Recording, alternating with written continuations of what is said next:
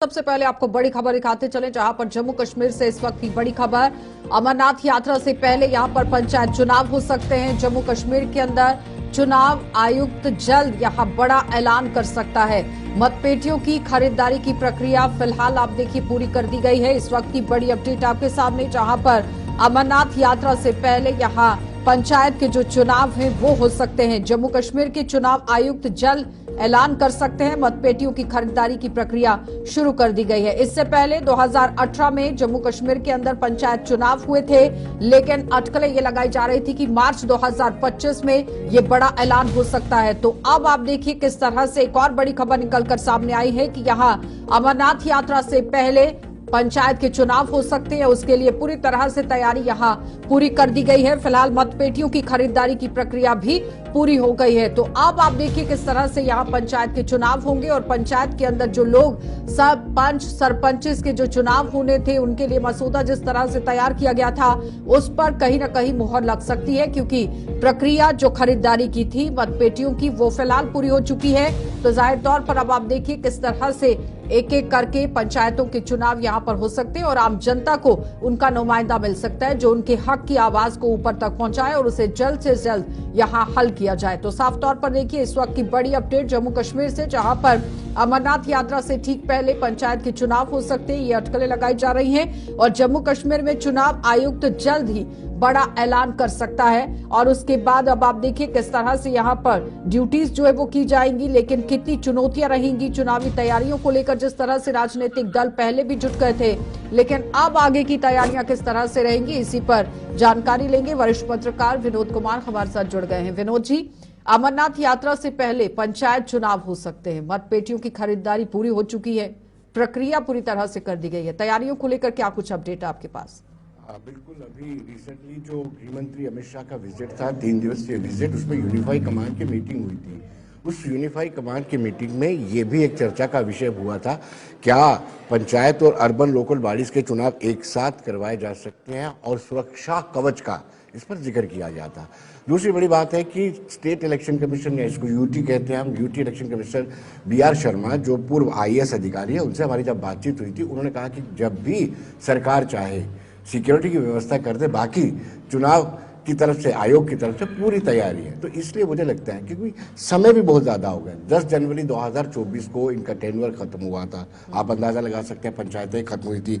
और अगर यूटी की बात करें, 4291 के करीब चुनावी हल्के हैं और 33,000 यानी पंच चुन करके आते हैं। तो अगर निचले लेवल पर, जिसको हम कहते हैं डिसेंट्रलाइजेशन ऑफ पावर, सत्ता का विकेंद्रीकरण नहीं होगा, अगर पंचायती राज नहीं पूरी तरह से लागू होगा, या फिर अर्बन लोकल बॉडीज के चुनाव नहीं होंगे, तो लोगों के काम रुके रहते हैं। ये अच्छा एक संदेश है, लेकिन क्या हो पाएंगे ये कहना मुश्किल है। 3 टायर सिस्टम स्थापित करने की बात हुई थी विनोद जी, लेकिन जिस पर कई बार सवाल भी उठाए विपक्षी पार्टियों ने कि सही से काम नहीं हो पा रहा है। लेकिन क्या लगता है कि पंचायत के अगर चुनाव होते हैं तो 3 टायर सिस्टम भी पटरी पर आएगा?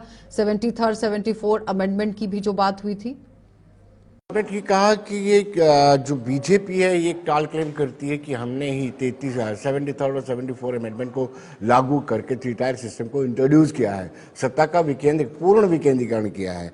लेकिन कहीं ना कहीं शिकायतें आती रहती हैं कि इस तरह से जो राइट्स मिलने चाहिए थे DDC या VDC को, वो नहीं मिल रहे, जो सरपंचेस को रिस्पेक्ट मिलनी चाहिए वो नहीं मिल रही है। इस तरह की शिकायतें आती रहती हैं। लेकिन मुझे लगता है कि अभी भी इसके दुरुस्तीकरण में बड़ी गुंजाइश है। उस गुंजाइश को मुझे लगता है कि चुनाव के तुरंत बाद दूर भी किया जाना चाहिए। पहले मुझे पता है कि सत्यपाल मलिक राज्यपाल हुआ करते थे, जिन्होंने ओथ दी थी इनको, तो उन्होंने भी कहा था कि इनके लिए कोई भी दरवाजा बंद नहीं होना चाहिए, कभी भी आकर के डिप्टी कमिश्नर या किसी भी अधिकारी से मिल सकते हैं। लेकिन उस पर पूरी तरह से अमल नहीं हो पाया था। देखा था विनोद जी की किस तरह से पंचायतों का कार्यकाल पूरा हो गया था, लेकिन उसके बाद उसे बढ़ाने की बात रखी गई थी। लेकिन अब सवाल यह है कि 2018 के बाद यहां पर अगर पंचायत के चुनाव होंगे तो चुनौतियां कितनी रहेंगी? सबसे बड़ी चैलेंज यही रहता है कि सिक्योरिटी, सुरक्षा की बड़ी चुनौती रहती है।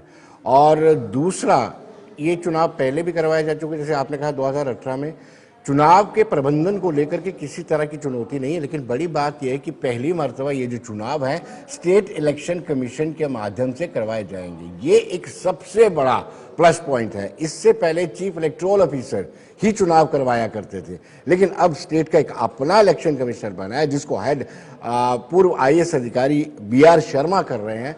तो कहीं ना कहीं ये एक नया होगा कि क्या कमीशन वाकई में फ्री एंड फेयर इलेक्शन करा पाता है या किसी तरह की अव्यवस्था तो नहीं होती। ये सबसे बड़ा चैलेंज है।